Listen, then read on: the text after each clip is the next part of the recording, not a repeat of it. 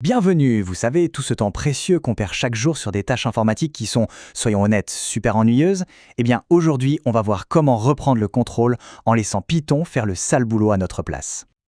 Ah, cette sensation, on la connaît tous, n'est-ce pas?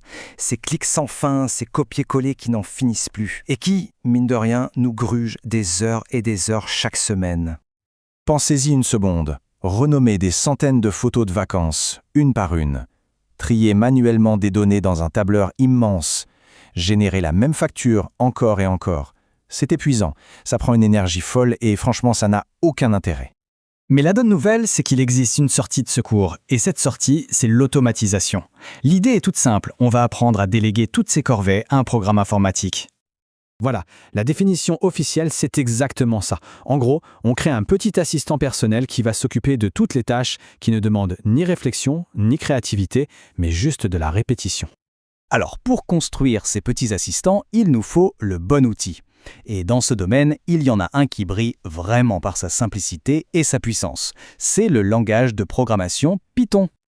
Mais pourquoi Python, au juste? Pour 3 raisons très simples. D'abord, son langage est super facile à lire, on dirait presque de l'anglais.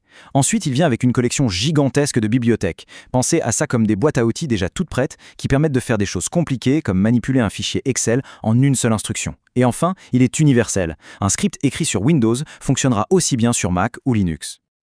Ok, assez de théorie, passons à l'action. Le premier champ de bataille de l'organisation, c'est souvent nos propres fichiers et dossiers. C'est un peu la jungle numérique pour beaucoup d'entre nous. Alors, comment on explique à un programme comment renommer des fichiers? En fait, la logique est bête comme chou, c'est comme une recette de cuisine. Étape 1, tu regardes tous les fichiers qu'il y a dans le dossier.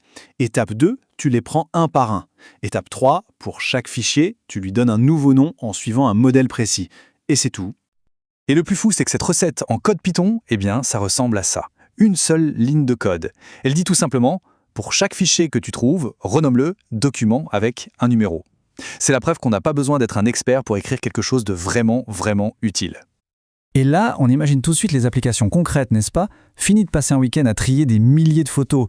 On peut standardiser le nom de toutes ces factures pour la compta ou archiver proprement des années de documents de projet. Le gain de temps est juste énorme. Allez, on monte d'un niveau. Le deuxième grand monstre dévoreur de temps, les tableurs. Qu'on les appelle Excel, Google Sheets ou autres, on y passe tous un temps fou à cliquer et à copier-coller. La question qui tue, on a un fichier Excel géant, avec des milliers et des milliers de lignes. Comment on ferait pour aller récupérer l'information d'une seule petite cellule, mettons-la A1, sans même avoir à ouvrir le fichier? Ça a l'air d'une mission impossible, non? Eh bien, regardez-moi ça. La réponse, c'est une seule commande, une toute petite ligne de code d'une simplicité désarmante. On dit juste à Python, va voir dans la cellule A1 et dis-moi ce qu'il y a dedans. Et voilà. C'est cette simplicité qui rend l'automatisation si puissante. Et une fois qu'on sait faire ça, lire et écrire dans des cellules, alors là, un monde de possibilités s'ouvre. On peut calculer automatiquement des moyennes, analyser des données de vente et même générer des rapports complets, le tout sans jamais ouvrir le tableur. Ok, c'est déjà génial de pouvoir lancer un script qui fait le travail à notre place. Mais la vraie magie, le niveau supérieur, c'est quand le script se lance tout seul. C'est là qu'on parle de pilote automatique. Prenons l'envoi d'email par exemple. Encore une fois, la logique est très simple et très structurée. On se connecte au service mail, on donne son mot de passe de façon sécurisée, on prépare le message, on l'envoie et on ferme la connexion. C'est une procédure claire, parfaite pour un script. Maintenant, la question c'est comment on fait pour que ce script se déclenche tout seul à un moment précis? Eh bien pour ça, on a encore une de ces fameuses boîtes à outils. L'une des plus simples et populaires s'appelle Schedule.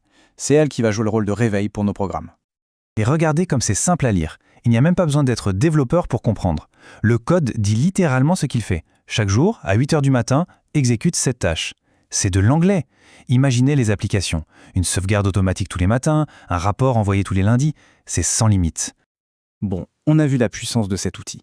Mais, comme on dit souvent, un grand pouvoir implique de grandes responsabilités. Il faut donc utiliser l'automatisation avec intelligence et prudence pour ne pas faire de bêtises. Alors voici les 4 commandements de l'automatisation sûre. Premièrement, on ne teste jamais sur des fichiers importants. Jamais. Toujours sur des copies. Deuxièmement, on fait une sauvegarde avant de lancer un script qui modifie des données. C'est la base. Troisièmement, on commande son code pour s'en souvenir dans 6 mois. Et enfin, on anticipe les erreurs. Ce dernier point est absolument fondamental. Un bon script, ce n'est pas un script qui ne rencontre jamais d'erreur, ça n'existe pas. Non, un bon script, c'est un script qui est préparé au problème. Il anticipe qu'un fichier pourrait manquer ou que la connexion Internet pourrait couper. Et ce petit bloc try except, c'est comme un filet de sécurité qui empêche tout le programme de s'écraser. Finalement, apprendre à automatiser, c'est bien plus qu'une simple compétence technique. C'est un vrai changement de mentalité. On passe du statut de simple exécutant, qui clique toute la journée, à celui de chef d'orchestre, qui dit au programme quoi faire. Alors, la vraie question à se poser maintenant, ce n'est plus est-ce que c'est possible d'automatiser, mais plutôt par quoi je commence. Réfléchissez-y. Quelle est cette petite tâche, cette corvée numérique qui vous prend la tête chaque jour ou chaque semaine, et qui pourrait être la toute première à disparaître de votre vie ?